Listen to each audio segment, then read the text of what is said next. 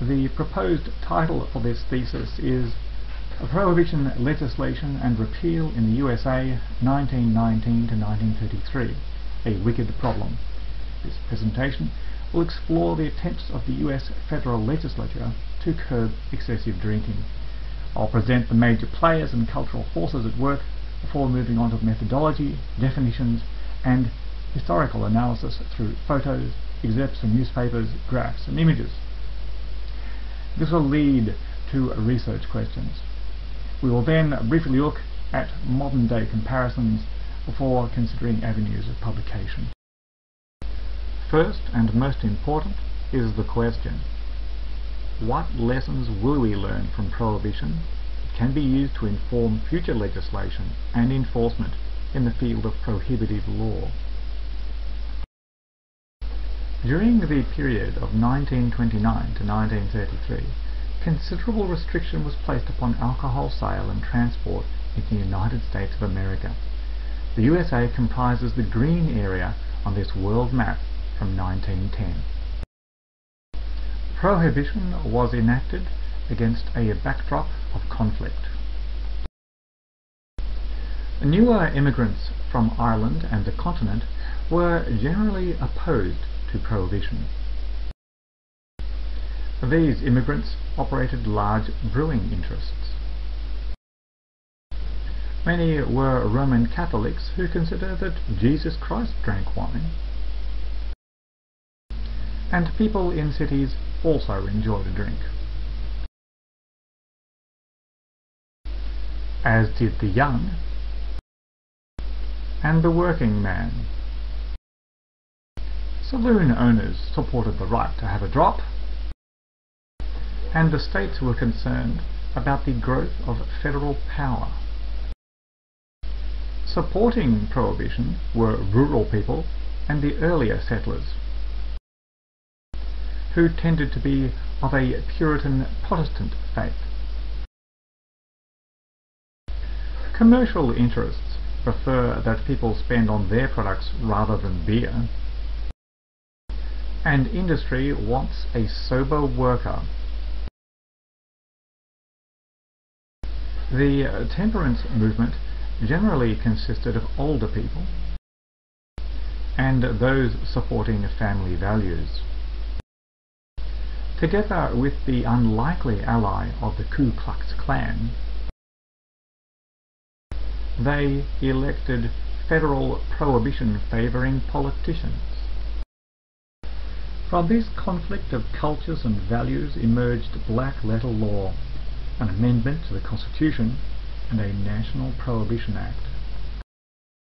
This thesis examines Prohibition through the lens of the Wicked Problem, a methodology developed in 1973 by Rittel and Weber to frame social issues resistant to solutions presented by more scientific modelling of problems.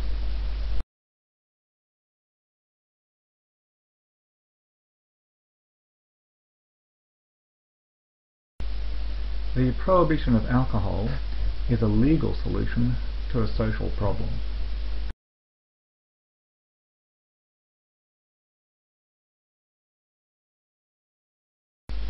The enforcement of prohibition swallows resources without providing a definitive solution.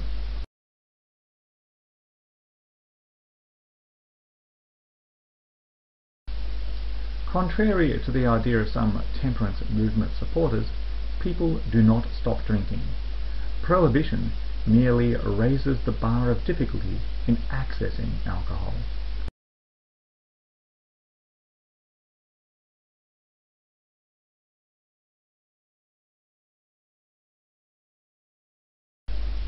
We can expect to learn broad principles from Prohibition in the USA. We cannot expect to copy a solution to one social problem and have it exactly fit another.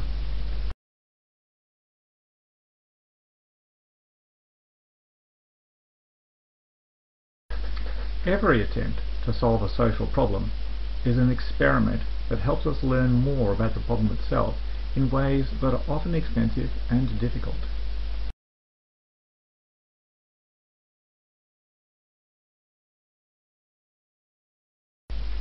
solving social problems requires imagination.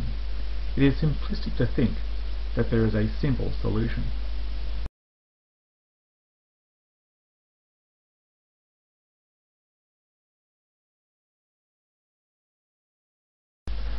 For each social problem, there are a number of interested parties.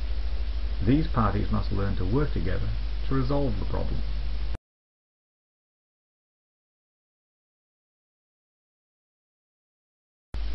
A legal solution to a social problem is a small part of an overall process. Prohibition is defined as a legal restriction against the use of something or against certain conduct. What is it we are trying to achieve by prohibition? According to a French philosopher, Michel Foucault, we are seeking to achieve an internalization of discipline. This is where a person will self-regulate their behaviour in response to an initiative of the state. Compliance with the prohibition will become second nature, part of the conscience. In the matter of prohibition in the USA, people will identify as teetotal and not even consider imbibing alcohol. It will be against their self-concept. Through the next part of this presentation, I invite you to witness how an interplay of values helped to shape America's legal landscape. Temperance was preached from many a Presbyterian pulpit. The First World War brought with it rationing that limited the amount of grain being turned into alcohol. Many American men served overseas in the US Armed Forces. Persons of German origin began to be treated with suspicion. On the home front, pressure was building federally for a temperate nation. Many men were spending a large portion of their pay on alcoholic beverages to the detriment of their dependent families. It was not unusual for men to consume alcohol in their lunch breaks and return to work in a state of inebriation. Many counties had an option to become dry by popular vote. This means that the sale of alcohol became prohibited in those counties. The temperance movement advocated an alcohol-free country. How much drinking are we talking about? In 1920, at the time that Prohibition was introduced, Americans were drinking 1/3 of the alcohol of a century before, and about the same as in 1970. To contextualize this, I'll quote a boy's experience from 1970. I delivered the Minneapolis Star afternoon newspaper door to door. Every 2 weeks, I would collect money for the papers I delivered. People usually invited me into their homes because Minnesota was often cold outside. I was always surprised at the number of people who were drunk when I entered their homes. It did not matter what time of day I stopped by. Protestant worshippers in general were encouraged to see drink as a social evil. Many women rallied around the temperate cause. Those of the Roman Catholic faith, often immigrants from Ireland and the continent, did not share this viewpoint. A country formerly welcoming immigration began to experience isolationist rhetoric. It seems that immigrants were no longer required to boost the country's fortunes. The foreigners had dangerous and threatening ideas. Fueled by anti-immigration fervour, the forces in favour of prohibition found a new ally. The Klan grew as nationalistic feelings filled the country. The Klan advocated isolationist policies. The Klan became a potent political force, supporting certain candidates into positions in the Senate and as governors. The saloon, traditionally a town meeting place, had turned into a den of iniquity, allowing gambling, drunkenness, and other such behaviour. The campaign for a national amendment to the Constitution banning alcohol intensified.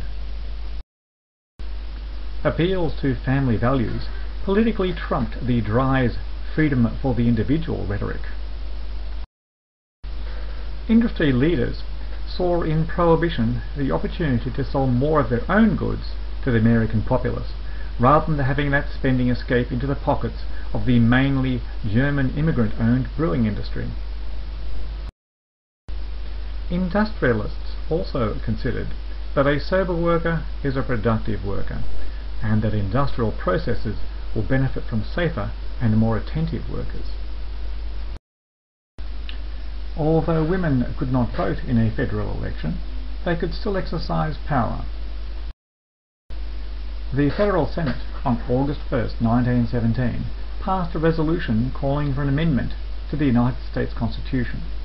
On October 31, 1917, Washington, D.C. state had by its own legislation become dry, part of a continuing trend of concurrent state-based alcohol prohibition.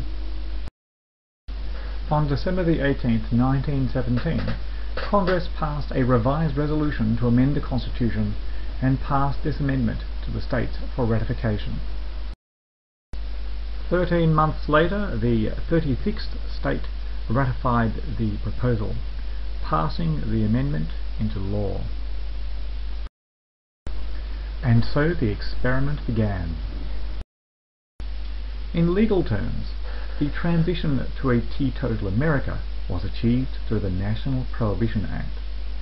Congressman Andrew Volstead is considered to be the politician most responsible for managing the legislation in its passage through Congress, and so the Act is informally known as the Volstead Act. The brewing industry is effectively closed down. No compensation is offered by the government. In practice, the Act was like a piece of Swiss cheese, with many holes through which alcohol could flow. There was an exemption for religious purposes. Industrial ethyl alcohol was in abundant supply. Alcoholic beverages are a method to store calories for later consumption. Fermentation is a traditional method to preserve food from harvest. An exemption was made for home brewing, liquid bread. The medical community was divided on the issue of the medicinal use of alcohol. Nevertheless, prescribing alcohol for ailments became a lucrative business. Even today, in the minds of many, alcohol is a restorative. It was not until August 18, 1920, that Tennessee ratified the 19th Amendment, making it the law throughout the United States that women must be given the right to vote. And vote they did, giving the Republican Party a large majority. Under the National Prohibition Act, the movement of alcohol was interdicted by federal prohibition agents, both at sea to control importation and on land to control production and distribution. Bootlegging comes to be seen as a national problem. They chased down smugglers and destroyed the alcohol. There were more chases, more destruction. And more. Yep, still destroying it. The entrepreneurial activities these bootleggers engaged in left government officials with a product which by law they could not sell. Enforcement officials could not confiscate the cash used to buy booze before it was converted into an illegal product. Laws did not exist to appropriate assets gained through the operation of an illegal enterprise. There were a large number of arrests under the Volstead Act, straining the capacity of both enforcement and the court system. Naturally, there are a large number of convicted criminals to incarcerate, all at taxpayers' expense. Enforcing the National Prohibition Act was a costly affair. Young people find that by consuming alcohol they can rebel and have fun too. Meanwhile, it is considered that the consumption of alcohol was not greatly reduced. There is concern over the increase in the use of distilled spirits, as this form of alcohol has a greater capacity for abuse. High alcohol content beverages take up less volume and can be sold for a higher price than wine or beer. It is easier for criminals to escape detection whilst transporting beverages that can be packed into a smaller space. Economies of scale led to the growth of large criminal organisations to administer the illegal distribution of alcohol. Well resourced enough to protect themselves from enforcement and court action. The lucrative criminal alcohol industry, existing as it does outside of the law, employs an alternate dispute resolution system. The country witnesses armed battle between prohibition agents and organised criminals. Criminals engaged in dispute resolution raise the rate of homicide. Pictures like these shock the nation.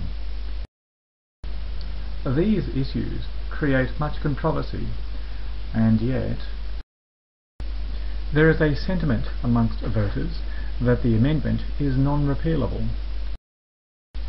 Meanwhile, it appears that the rhetoric against immigrants is successful. In general, rural voters supported a prohibition on alcohol, and urban voters were against it. The USA continued its trend towards urbanization. There is a decline in the farm sector. US isolationist economic policy squeezes world trade. An era of easy money and speculation ends with the stock market crash. Government receipts from income tax fall drastically. This federal income tax had more than made up for the revenue lost in the destruction of the brewing sector. Now the government was looking for other sources of income. Industry leaders also became concerned that their activities might be under the increasing scrutiny of the US tax office, looking for a convenient source of cash. At the time of the Great Depression, voters were naturally unhappy. The campaign was on for repeal of the 18th Amendment.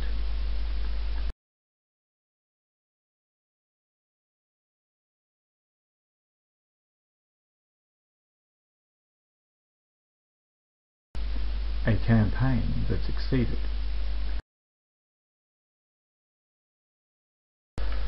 Many counties in the US today have the option to declare themselves alcohol-free. The prohibition of alcohol did not disappear with repeal. State adoption and enforcement of the Volstead Act was a patchy affair. Certainly, the states did not all enact their own alcohol prohibition laws. Digitization of archival material from the 1920s and 30s provides the opportunity to ask a few questions.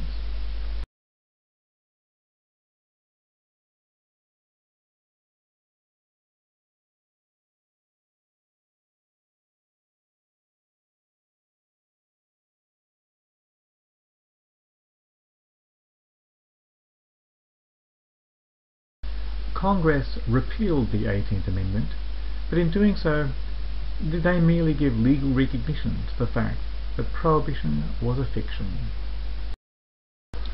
In essence, the national prohibition of alcohol never existed.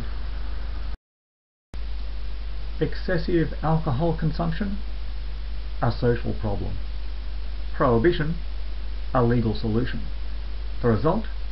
A wicked problem characterized by discord, the conflict of interested parties, consumption of resources, unintended consequences, and insufficient effectiveness.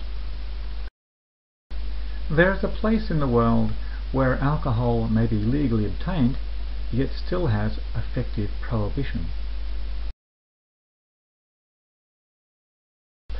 That place is Dubai. There are laws prohibiting the Muslim population of Dubai from consuming alcohol. Non-Muslims may legally purchase and imbibe.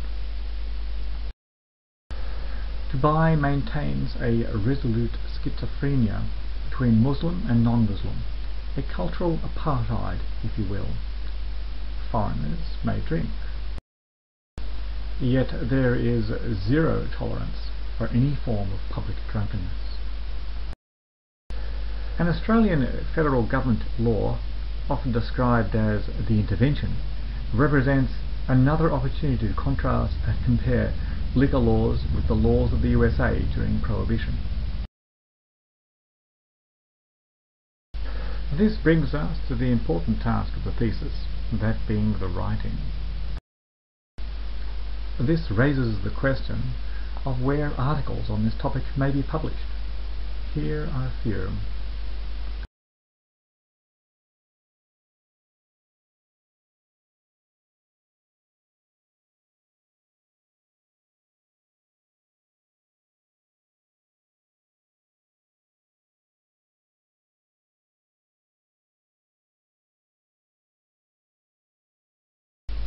What can be learned from Prohibition, and how can we apply that to our lawmaking today? This is what I anticipate exploring over the next 15 months. Thank you for listening today.